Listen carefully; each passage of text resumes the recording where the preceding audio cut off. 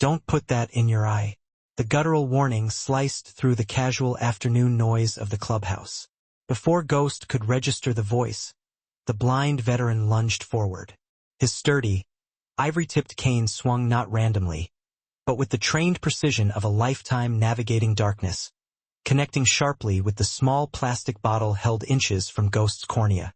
The container shattered, spraying caustic liquid across the communal varnished oak table. The damage was immediate and terrifying. A plume of acrid visible smoke rose instantly, followed by a fierce, sizzling sound. Within seconds, the highly concentrated corrosive ate through the protective lacquer and deep into the dense wood grain, leaving a black, smoking, fist-sized hole. Ghost had simply been reaching for the replacement prescription eye drops he had ordered from an unfamiliar online pharmacy. Unbeknownst to him, a ruthless operative from the rival Mongols MC had intercepted the shipment days earlier.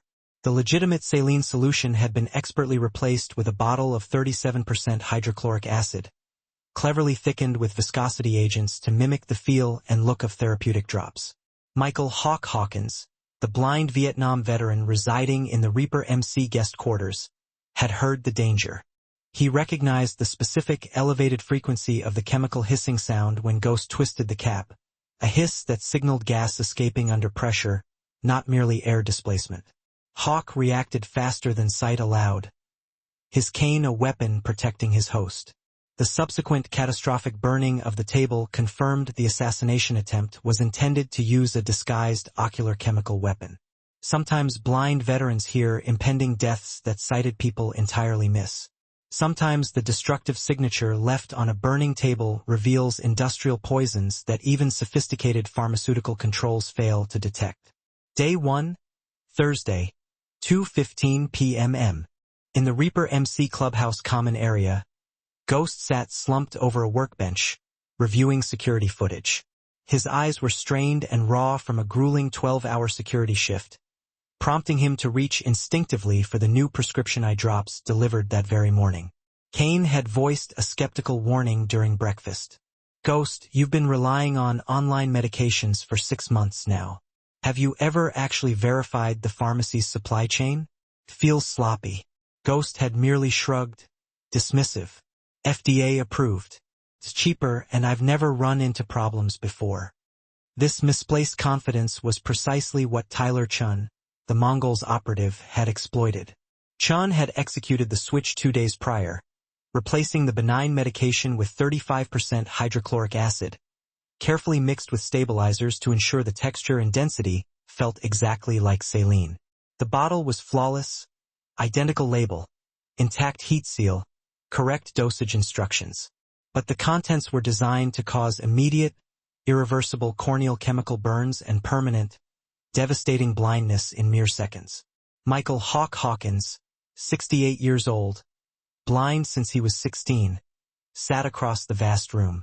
He was meticulously repairing a weathered leather vest purely by feel, his acute hearing now acting as his primary navigation and threat detection system. 52 years without sight had rewired his neural pathways. VA counselor once told me that you process sounds most people don't even register. 52 years blind made your auditory cortex exceptional. That's not merely compensation. That's an evolved capability. 2:17 p.m. Ghost twisted the plastic cap. Hawk heard it. The hiss. It wasn't the soft, rapid PSSSHT of air pressure equalizing in a sterile pharmaceutical seal. This was sharper, slower, undeniably metallic, a chemical exhalation. Wrong. Then came the smell, instantly familiar despite 5 decades. Acrid, pungent, the unmistakable signature of hydrogen chloride gas escaping. That's acid. Ghost tilted his head back, bringing the dropper down toward his vulnerable eye. Don't put that in your eye. Hawk moved.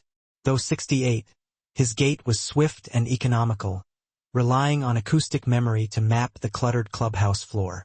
The specialized cane swung low, connecting precisely with the glass vial, shattering it completely and knocking the corrosive liquid out of Ghost's immediate threat zone. The liquid splashed across the nearby wooden table. Within 5 seconds, the varnished oak began smoking, then burning, the concentrated acid dissolving the organic fibers and leaving a smoking, charred crater. That's hydrochloric acid, Hawk stated, his voice steady and professional despite the chaos. 35% concentration or higher. I heard the chemical hissing. It wasn't normal air. I smelled hydrogen chloride immediately. That's not pharmaceutical eye drops. That's industrial-grade corrosive. Ghost stared, still processing the near-fatal miss. How did you know by sound? I'm blind. 52 years. My hearing processes frequencies and pressure changes that sighted people filter out as background noise. That specific hiss was wrong.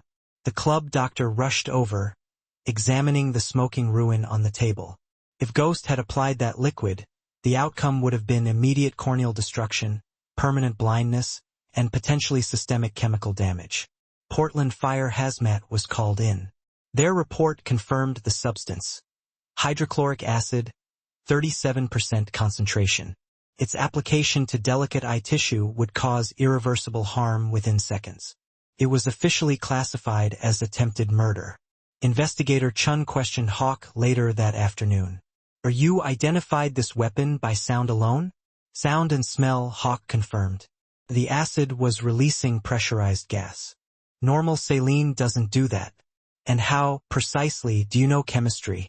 Army chemical weapons specialist before I lost my sight. Vietnam, 1971 to 73. He gave a short, bitter snort. 52 years later, I still recognize toxins. Chen's subsequent investigation confirmed the details. Ghost's specific order had been intercepted during shipment, and the contents replaced. It was a clear act of targeted assassination orchestrated by the Mongols as retaliation for Ghost's recent RICO case testimony. Ghost approached Hawk, observing the quiet, contained man whom most club members barely seemed to notice. "You saved my life. You recognized a chemical weapon by sound." "How?" "Vietnam. Chemical Weapons Disposal Unit. I handled acids, bases, and nerve agents used by both sides. I did that until a mortar explosion took my sight in 73. But my chemical knowledge didn't disappear with my vision." Kane, ever practical, interjected. "Now that you've intervened, who knows you are here, Hawk?" "Nobody. I've been invisible most of my life. Just a blind veteran living on disability benefits." Chun shook his head. "If the Mongols surveil the clubhouse, they've seen you. You might be targeted for interfering with the hit." "I've survived 52 years blind," Hawk replied flatly. "I can survive the Mongols." Kane insisted, his voice brooking no argument. "You saved Ghost's vision and his life. We protect family." Friday morning, surveillance footage confirmed Tyler Chin intercepting the medication at a distribution center. Chun was arrested, but his high-powered defense attorney immediately filed a motion. The arrest was based solely on the testimony of a blind witness who claims to identify complex industrial chemicals by sound. Mr. Hawkins's disability, the motion argued, makes his testimony inherently unreliable and speculative. Hawk ran his scarred fingers over the Braille translation of the motion, understanding instantly. His blindness, the very thing that honed his expertise, was about to be weaponized against him in a court of law. Day 2, Friday. Prosecutor Amanda Cross reviewed the critical case details with Hawk and Kane. "Mr. Hawkins, your testimony is crucial, but the defense will argue that a blind witness cannot reliably identify substances with certainty. How do we counter that perception?" "By demonstrating my expertise," Hawk replied. "I was an Army chemical weapons specialist trained to identify toxins in combat environments, often without visual confirmation, because visual exposure itself was too dangerous. I learned by sound, by smell, and by tactile response. Blindness didn't eliminate that training. It refined it and enhanced its necessary application." Kane added a critical detail. Hawk identified the acid concentration in less than 3 seconds, faster than the hazmat team's initial field test. That is not disability affecting judgment. That is proven, superior expertise acquired through an alternative sensory pathway. Cross nodded, realizing the strength of the argument. "We will need to prove that capability in a highly controlled environment. Mr. Hawkins, are you willing to demonstrate your skills under laboratory conditions?" "Yes." Later, Ghost approached Hawk privately. "What happened to you in Vietnam?" Hawk's scarred hand, scarred from the explosion that took his sight, not merely from time, rested heavily on the grip of his cane. "I enlisted at 19 as a chemical weapons disposal specialist. My job was neutralizing unexploded ordnance, handling highly volatile acids, bases, and nerve agents used by both sides. I learned to identify chemicals by the subtle variations in their sounds. Different acids make different specific hissing patterns. By smell, every compound has a signature odor, even trace amounts. And by touch, the temperature, the viscosity, the way it flows." He paused, a silence that carried the weight of 52 lost years. March 15, 1973. I was neutralizing a large stockpile at a forward fire base near Da Nang. I had just opened a sealed container of mustard gas derivatives when a surprise mortar attack hit. I remember the sound vividly, the specific high-pitched whistle of incoming rounds, then the massive, shattering explosion, and then the sickening, searing pain. Shrapnel tore through my face. I felt my eyes, felt them being destroyed, though the full reality hadn't set in. I remember screaming, not from the initial pain, but from the sudden, cold realization. I know what this means. In 3 seconds of shrapnel fire, I went from a fully capable specialist to a blind veteran at 21 years old. I was medevaced out, woke up 3 weeks later in total darkness. The doctor explained that the damage to my optic nerves was complete. "You'll never see again." I thought my life was instantly over. My fiancée, Margaret, visited once. She saw my scarred face, the destroyed eyes. She couldn't handle the reality.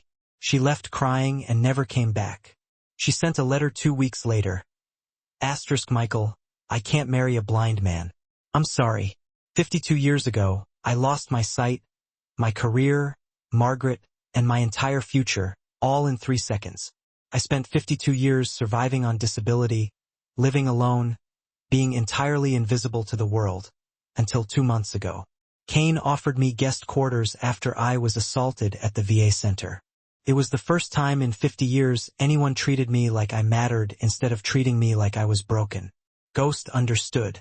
Hawk wasn't merely a blind veteran. He was a man who had spent half a century being dismissed by the world he had sacrificed for. "You matter, Hawk. You saved my sight. That makes you essential." Day 3, Saturday. Hawk arrived at Portland State University for laboratory testing, administered by Professor Elena Rodriguez, a PhD chemist. The challenge was simple, a blind identification test. "Mr. Hawkins, we have 12 sealed containers, each holding a different chemical compound. You must identify the contents and concentration using only sound and smell. You will wear gloves to eliminate all tactile cues." The results were astonishing, 100% accuracy. Container 1. Sulfuric acid, approximately 30% concentration. The hissing pattern indicates a lower volatility and higher viscosity than hydrochloric acid. Container 5. Ammonia hydroxide.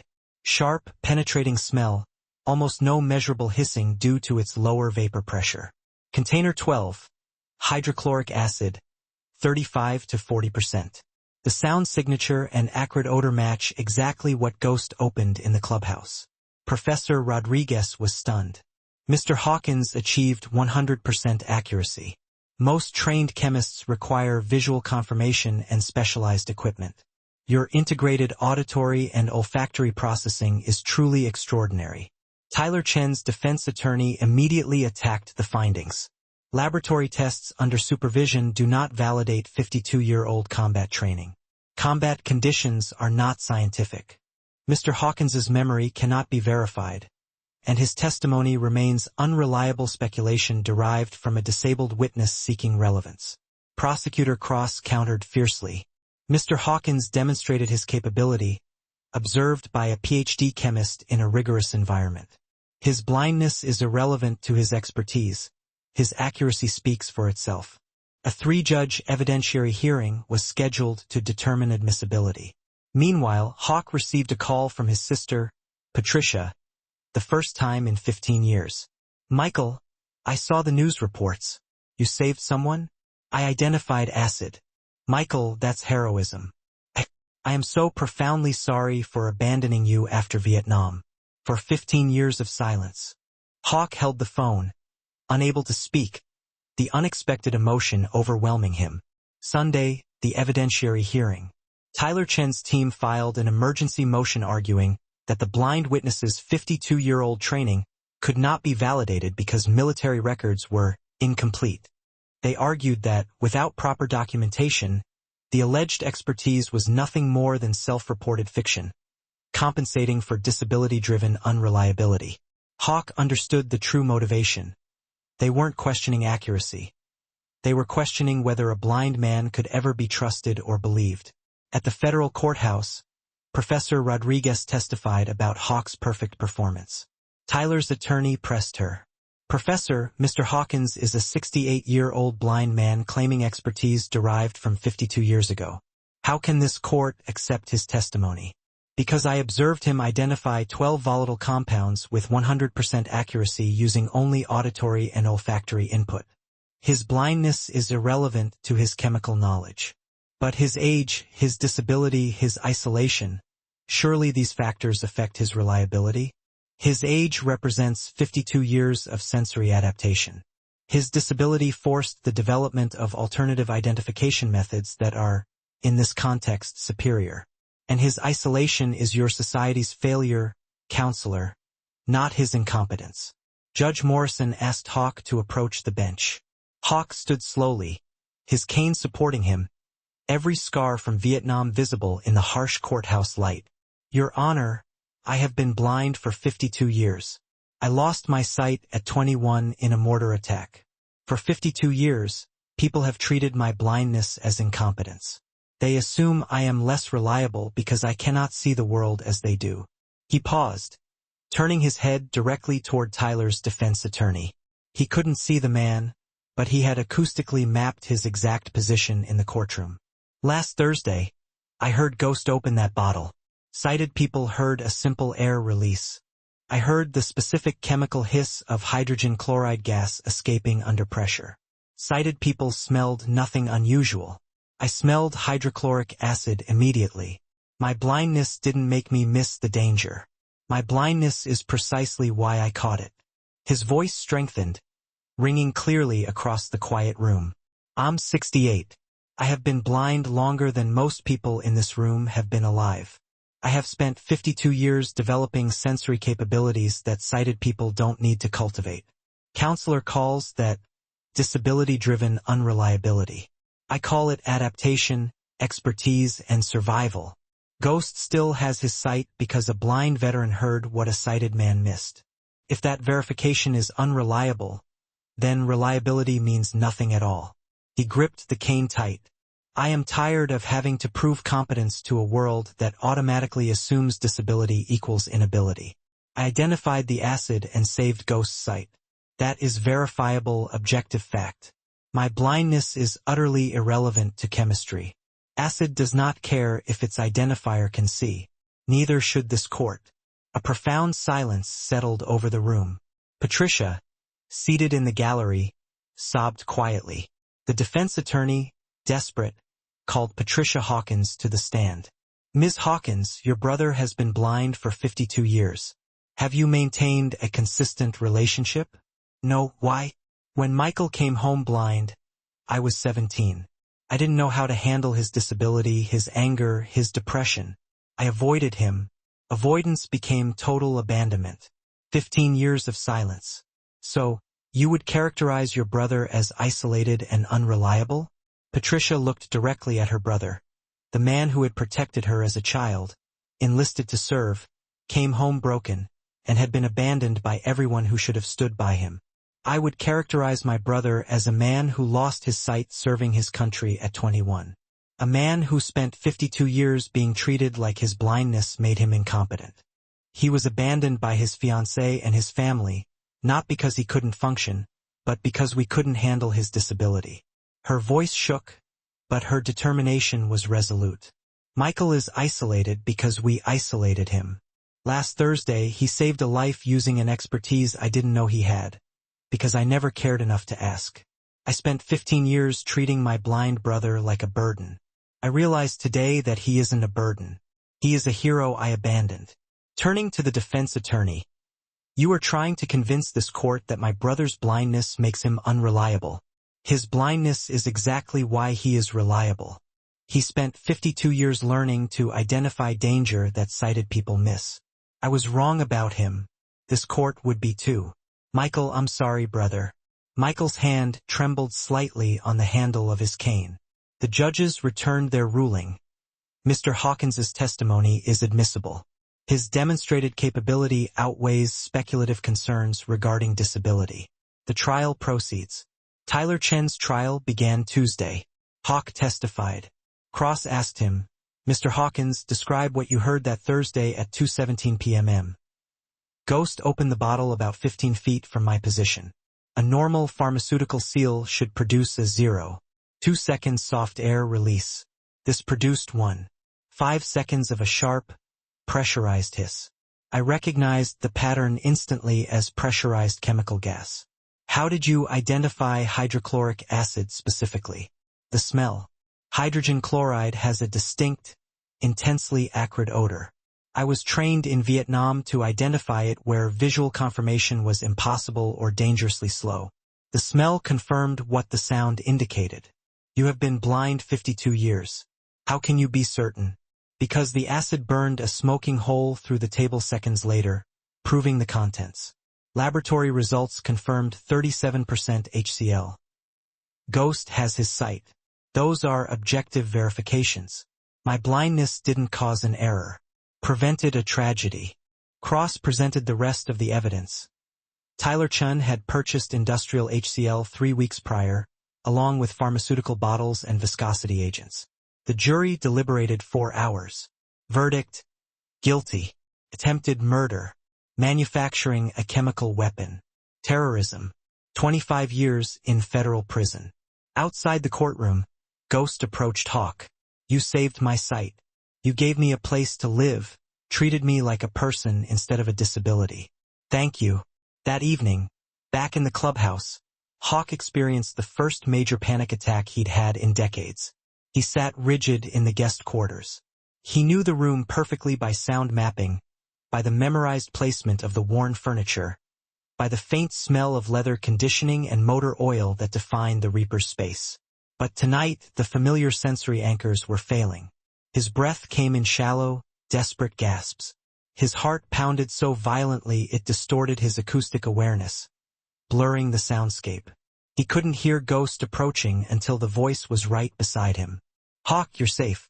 Hawk's hands trembled on his cane. The scarred fingers that had identified 12 volatile chemicals couldn't stop shaking. I testified about Vietnam, about the explosion. It's the first time I've spoken those details aloud in 50 years. The familiar smell of coffee, leather, and cleaning solvent suddenly shifted. It became cordite, mustard gas, the coppery scent of blood. The old factory memory was overwhelmingly powerful.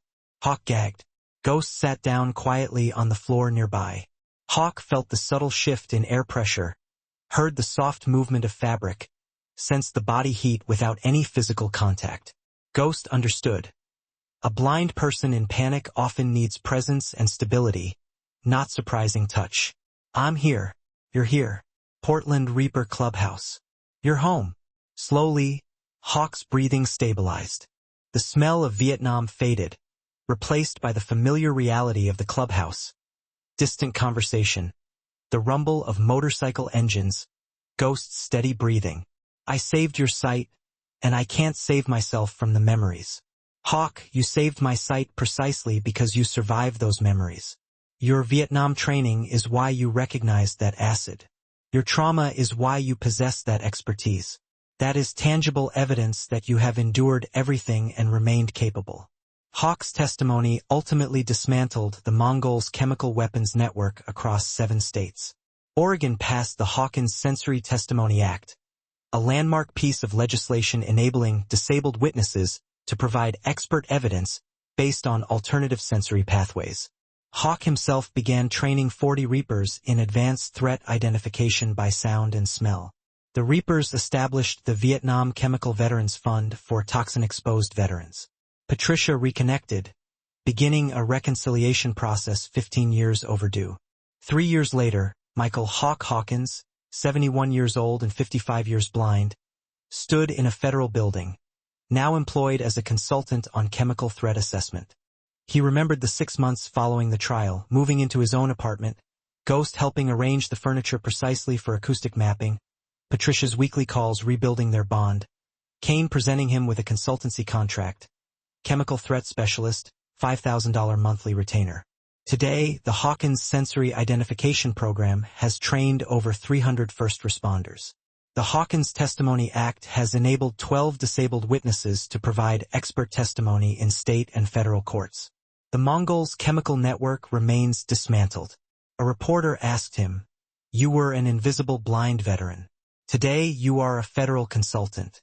How did you make that transition?" "I smashed a bottle," he replied, "and chose action over invisibility. 52 years of blindness taught me that society assumes disabled people are inherently unreliable. That Thursday, I proved that a blind veteran could identify a chemical weapon by sound before sighted people even noticed. Sometimes blind veterans hear impending deaths that sighted people entirely miss. Sometimes burning tables reveal industrial poisons that conventional pharmacies never detect. Blindness didn't eliminate my expertise. It refined it. Society just has to choose to listen."